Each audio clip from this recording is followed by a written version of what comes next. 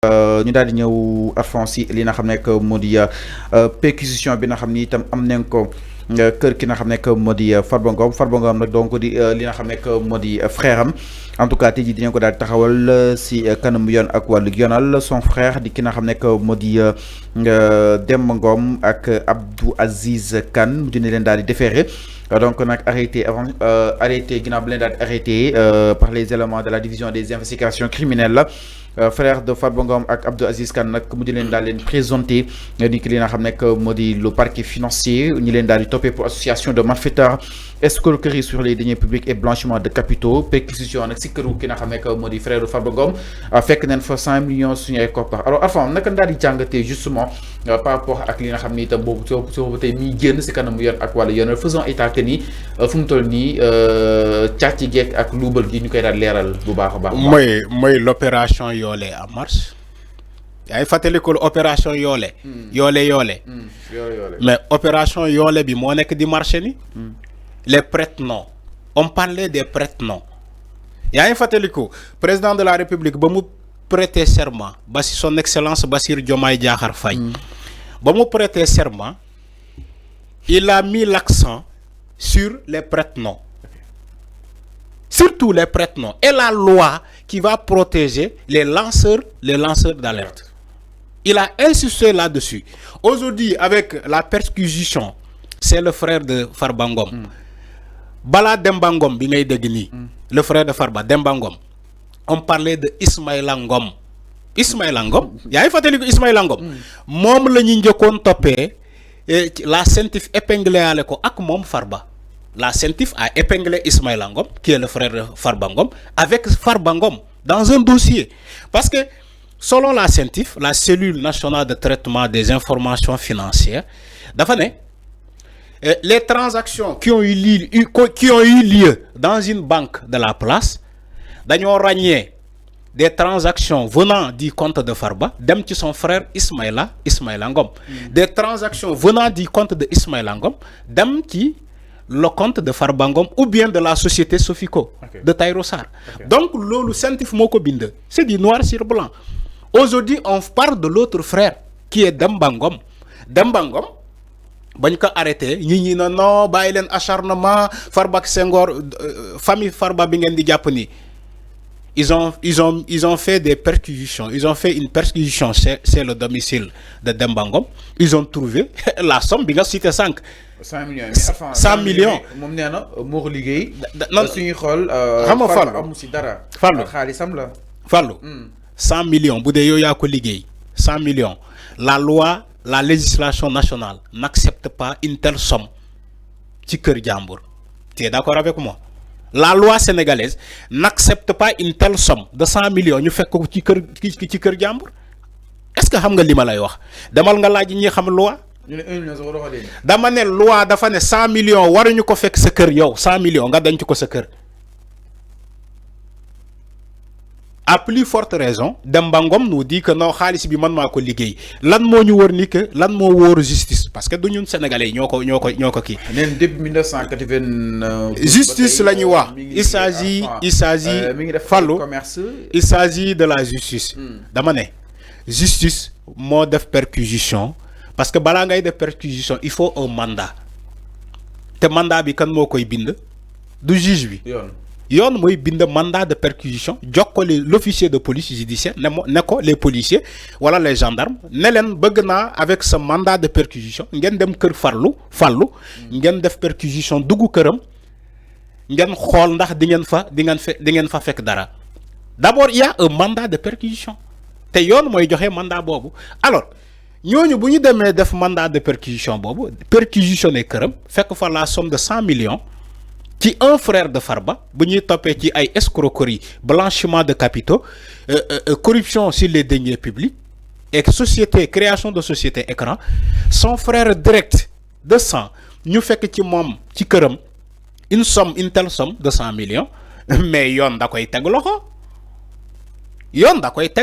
C'est dans l'ordre normal des choses. Yoon da koy tégg loxo en attendant de voir la provenance de cet argent-là. Lan moo andi xaalis bi ci kër Demba Ngom. Est-ce que Demba Ngom moo liggéey xaalis boobu? est-ce que xaalis boobu ci voie légale lañ ko amee loolu yëpp yoon dina saytu xaalis boobu ba xam xaalis boobu sa provenance. Donc il s'agit pas d'être là de dire ouais dama liggéey xaalis bi depuis non. Mais enfin d'après ces explications donc jàpp na ni pas un seul franc mais des 100 millions n'appartient à Farba Ngom maanaam 100 millions yi Farba amu si un franc. Mais il se défend seul devant la presse. Il se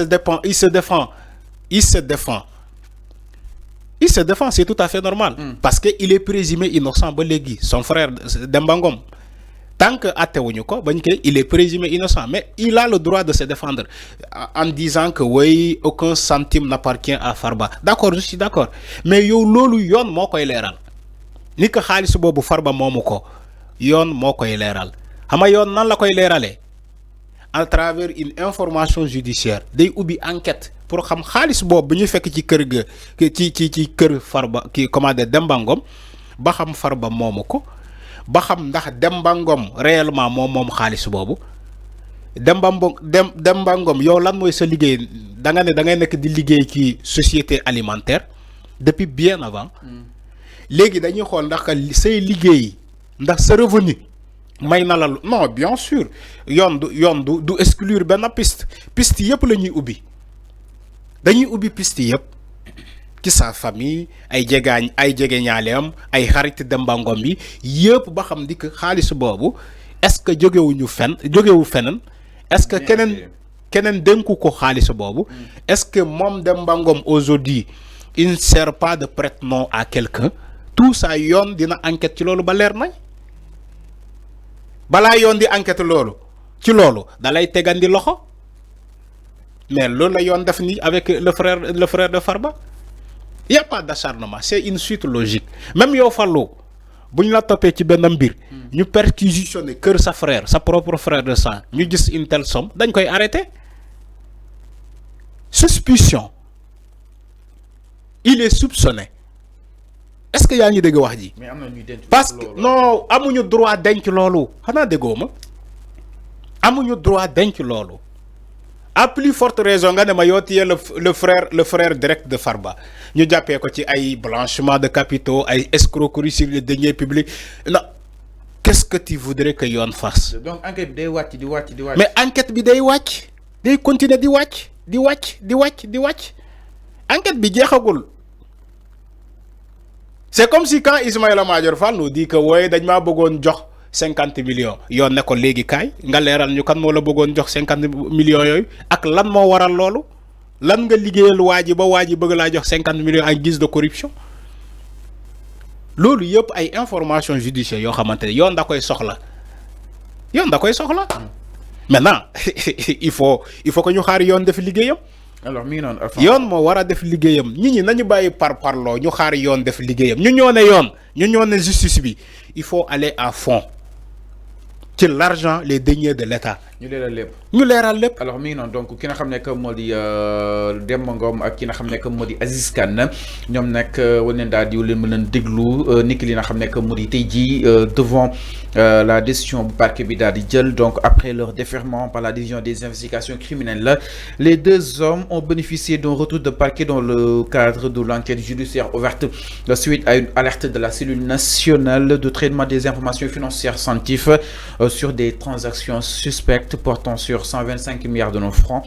Donc nag mbokki Demba Ngom frère bu ki nga xam ne que moo di Farba Ngom tenté na nag pour daal di convaincre les enquêteurs si les 100 millions yi nga xam ni itam fekk ne ko këram si benn coffre-fort jàpp na ni nag këram mi ngi foofu daanaka Almadi la nekk donc document bancaire à l'appui il a expliqué que cet argent provenait de ses activités commerciales en Afrique de l'Ouest, vente d'huile au Burkina Faso, directeur ménager en Côte d'Ivoire et de pesticides au Gabon. Donc on a que depuis 90 batailles mi si li nga xam ne que moo di commerce bi pas un seul franc des 100 millions n'appartient à Farba Ngom. A-t-il soutenu devant les policiers mais affirmé aussi par ailleurs que ni ñëwaatam Dakar c'était en 26 février pour aller soutenir son frère moralement espérant sa libération sous caution di ki nga xam ne que moo di Farba Ngom. donc malgré les explications yi nga xam ni itam joxe na ko ak les pièces justificatives présentées les enquêteurs ñu daal di maintenir boobu de soupçon ba tey ñu daal di élargir seen enquête si ki nga xam ne que moo di Aziz Kane moom itam daal di koy interpellé si boobu de dossier 100 millions de nos francs daal di koy scellé en attendant ñu daal di xaar li nga xam ne que moo di les conclusions définitives donc nag le parquet de Dakar ñu koy daal di xaar ni si li nga xam ne que moo di wàllu wu nu mel ñu daal ñëw itam si beneen ponk sans plus tarder du côté de la